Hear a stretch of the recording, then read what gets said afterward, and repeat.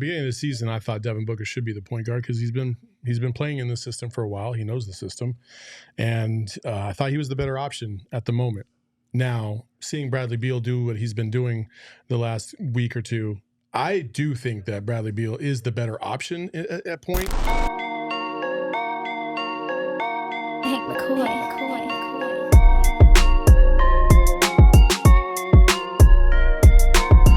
Let's hear what Frank Vogel had to say about Bradley Beal as point guard. I think Bradley Beal the last 2 games has done a phenomenal job organizing us. A lot of talk about us having a point guard, not having a point guard. He's doing a great job playing point guard for us. Playing a point guard, like leading our team and quarterbacking. And there's not even a lot of point guards around the league that can touch the paint the way he can touch the paint. So he had 8 assists tonight. Could have had a lot more with the guys making more shots, but he's doing a great job for us.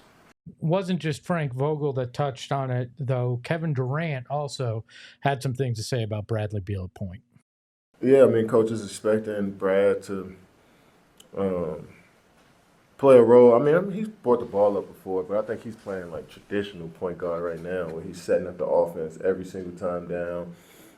He's giving up shots for his teammates. He's penetrating every time trying to kick out. So he's one of those players that can do everything, and any situation you put him in, he's going to figure it out. And he's an unselfish player. So when you're unselfish and you got the skills that he has, then you can adapt to anything. So we've heard from the coach and one of the superstars on the roster, but why don't we hear from Bradley Beal himself on his own thoughts of being the point guard?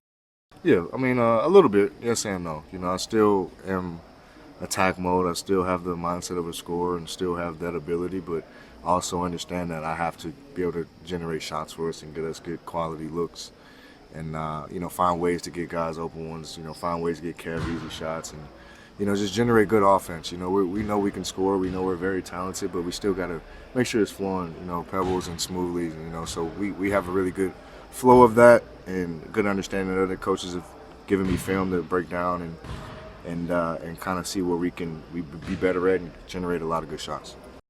So what are your thoughts on what Bradley Beal's been able to do without Devin Booker being that primary ball holder? At the beginning of the season, I thought Devin Booker should be the point guard because he's been playing in the system for a while. He knows the system, and I thought he was the better option at the moment. Now, seeing Bradley Beal do what he's been doing the last week or two, I do think that Bradley Beal is the better option at point because, listen, Bradley Beal's not the shooter that the other two are. Okay, he's a scorer. He's not really as efficient a shooter as KD and Book. So why not free up those two to be able to come off the ball and have the potential, space to do what they need to do, getting set up by Bradley Beal, who, listen, they all said the same thing that we said on the Old Heads podcast that's dropping tomorrow morning, by the way, is that, he's a creator too. He can get to the rim. He can dish and he can drive and penetrate, drive and pass. Mm-hmm. I think the biggest thing for this team, is the tempo. The tempo. The faster they get into their sets, the faster they can run their offense, the more options and the more time that they have, the better. Walking the ball up the court is cool, but it's not as cool as scoring points. So I want to see the tempo get pushed up, and the numbers reflect that. When they push the tempo, the numbers go up. When they slow it down, the numbers go down. So between the two, I think I would opt more for Beal to be that traditional quote unquote point guard and set the other two guys up because I think it's more beneficial to this team. Yeah, I mean, listen, the best version of Devin Booker is what he's always been. An assassin 2 guard that can come off actions and make you pay for it. Kevin at 35, you like to free things up for him. Brad Beal's tempo, his ability to speed the game up, his ability to be shifty and just attack the paint, get a foot in the paint, collapse the defense, it opens up a lot of lanes. He's not your dynamite, super efficient scorer.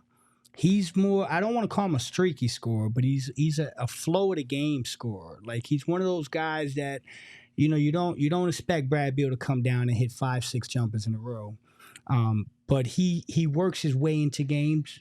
That's naturally the way he likes to attack. Mm-hmm. And so because of that, I think to Saul's point, you free up the two guys that are assassins. You let them work off actions. You let them work off of his dribble penetration and his collapse into the defense. I like to think that some of that is helping Grayson as well. You know, being able to collapse the defense, free up a guy, get an open, rotation to Grayson. So, yeah, going into the season, we thought, I'm not going to say I'm completely abandoning point book. But at this point, I think the Suns are in better hands if you let Brad be that guy and let these other guys be who they naturally are. I do want to say one thing about your scoring. Bradley Beal might not drop 5 or 6 shots in a row, but I do think he will score 4 or 5 times in a row because not only will he pull up, he'll take it to the rack. He'll do a variety of different things, and you could tell he's been feeling good this last week because he's got that little bounce about him, and he's like kind of hopping around. You could tell he feels really good, and when he's in that mode, then usually good things happen. Yeah. So my thing is, I think there are advantages and disadvantages to both, and I think the Suns are in a position where they don't have to pick one or the other, and I think it would behoove them to split it a little bit more because Book is he's still the better passer, and he's still the bigger threat with the ball in his hands because of his scoring and his slight advantage as a passer. But I do think there are advantages to what Beal brings to the table, which is namely he's a walking paint touch.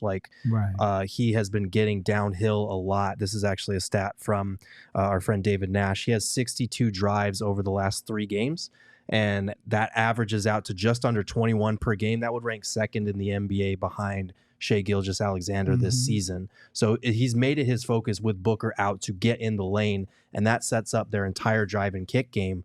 So Book, he can get to the basket, but he doesn't have that same downhill approach that Beal has, which is an advantage because we've seen over the last few games when they are moving the ball, they get more threes up, and that's huge for a team that's a really good three-point shooting team. So I think for pushing the tempo, absolutely, because that's one big thing that they've been talking about, they've been wanting to do, they've been starting to do it. It really helps their offense.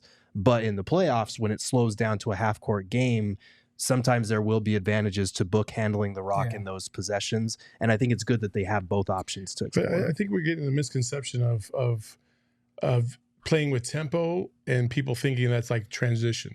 It's not necessarily transition. It's even as simple as getting the ball out of bounds and jogging up the court as opposed to walking the ball up the court.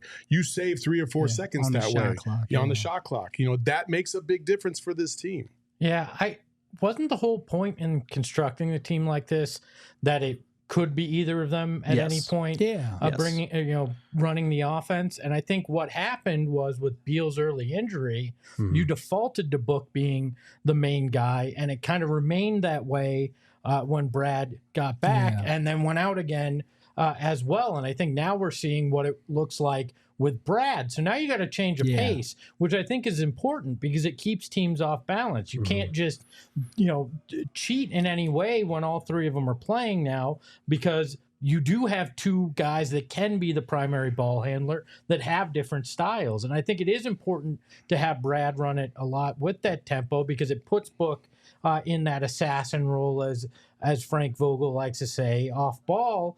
But you also can lean on Devin Booker to do those things when you need it, especially in the playoffs where you get into a half court, set a lot and it slows down, like Gerald said. So I think it's both worlds you need. That's why when I was making my point, I don't want to abandon point Book. I don't.